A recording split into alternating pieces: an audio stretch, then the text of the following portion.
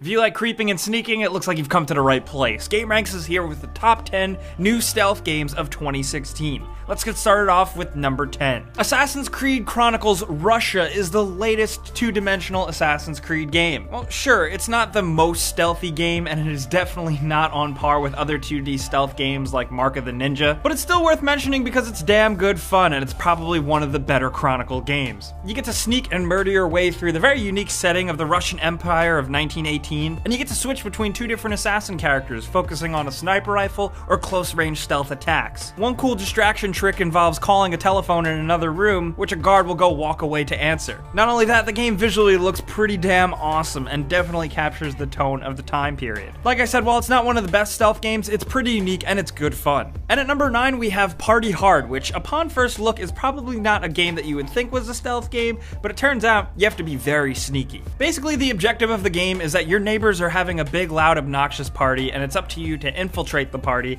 and stop it at all costs. The name of the game here is really just blending in with the crowd, being unseen, and taking out your targets one by one. You can rig explosions and accidents to happen, use your knife to kill unsuspecting people, and hide in the crowd and even pretend to be a dancer or a partier when things get suspicious. While you do spend most of your time sneaking around, the game can get pretty chaotic and violent, and it's frankly pretty awesome. It released last year on PC, but 2016 sees the PS4 and Xbox One release, and it is definitely worth a try.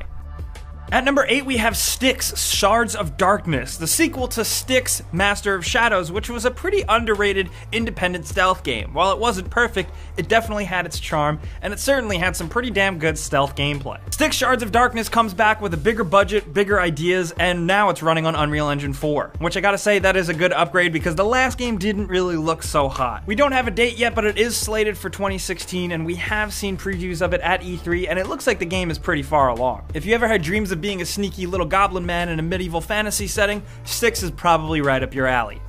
And at number 7, we have Rise of the Tomb Raider, which last year was an Xbox One exclusive, but now it's getting a release on PlayStation 4, and it is definitely worth playing because there is some good stealth gameplay to be had here. While it's mostly an adventuring, action-y type of game like Uncharted, the game does focus on a lot of stealth elements, and I gotta say they're pretty addictive and fun. You're gonna find yourself creeping through bushes, hiding in trees, choking out your opponents when no one's looking, and basically using the environment to your advantage to become a stealthy predator. And I don't know if you've played any of these before, but the new Tomb Raider games are freaking dope, and the stealth gameplay, while simple, is really fun. It's also pretty fast-paced and violent, and coupled with everything else the game has going on, like upgradable weapons, a cool story, and just general explosions and running and jumping and adventure stuff, lovers of stealth will still have a lot to enjoy with Rise of the Tomb Raider.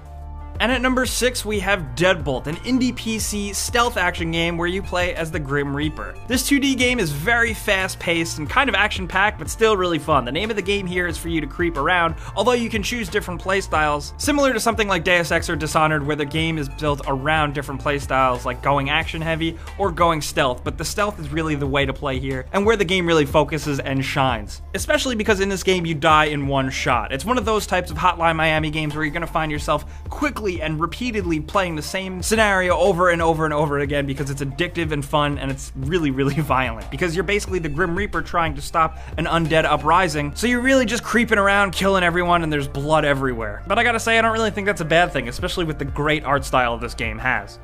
And at number 5, we have Aragami, a 3-dimensional stealth action game where you play as a ninja who can create his own shadows. This translates over to gameplay very interestingly enough because you can, make your own hiding spots. Aside from it just being a very cool and interesting looking 3D stealth game with open environments, the darkness and shadow gameplay stuff seems interesting and innovative. You can teleport instantly from shadow to shadow, create new shadows like I said, create assassination weapons, and even make traps out of them. It just seems like a really interesting combination of classic gameplay and new innovation with how stealth works, and it kind of seems like it's a nod to a lot of things like Tenchu, Metal Gear, and then even stuff like Mark of the Ninja. The developers have also talked up how challenging this game is going to be, but I think it remains to be seen once it releases. Either way, I can't wait.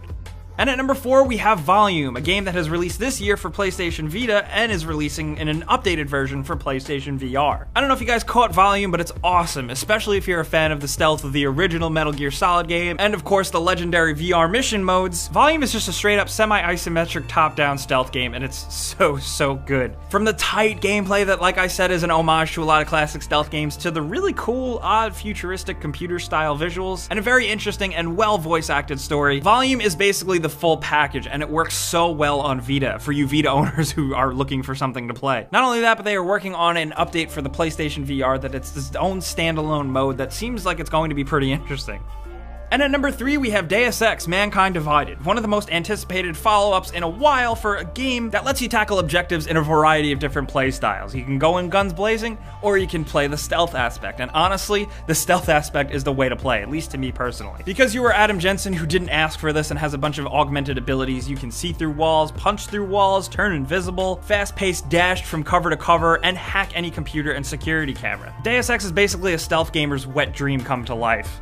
And at number 2, we have Hitman, a game which I have to admit I was very skeptical of its initial release and how episodes are going to be doled out episodically. But thankfully, once I got over that, I realized that there is a really awesome Hitman game here. The game is constantly being updated with different targets to take out and new maps, and every single mission and map and mode has been consistently awesome and entertaining and just so true to what makes Hitman, special. Hitman is a stealth game, but often in a different way. Hiding in plain sight is sometimes the best way to achieve your objective. While you can creep around, hide in sewer grates, and sneak around corners, you can also murder a chef, take his clothes, and sneak in. You can basically do whatever you want. It is completely sandbox stealth style, and it is just so good. I cannot stress enough how underrated this new Hitman truly is. And at number 1, we have Dishonored 2. For us folks at GameRanks, this is most of our most anticipated game of the year. And at the time of making this video, the game hasn't released yet, but we're really excited for it, and especially to play through it, focusing on the stealth abilities, especially now with a new environment and the option to play as 2 different characters. There's going to be similar abilities and some that are new takes on old tricks, and the developers at Arcane have spoken on record about how they want to emphasize more non-lethal options for players who like to get through levels as sneakily as possible. And I gotta say, hearing that is music to my ears because I love nothing more than playing through Dishonored like a completely unseen ghost who touches nothing. Dishonored 2 releases in November, and we're super pumped. So guys, those are the 10 stealth games of 2016 worth caring about. However, we know there are some more that didn't make the cut, so we want to know what stealth games in 2016 you're looking forward to playing the most, if you haven't been playing them already. Let us know anything you love about stealth games down in the comments. We'll be there, and you guys know the deal. If you learned about a new game or two, clicking the like button helps us out a ton, and we really appreciate it. And subscribing if you're new is a great idea because we put out videos like this every single day. But as always, thanks for watching, and we'll see you guys next time.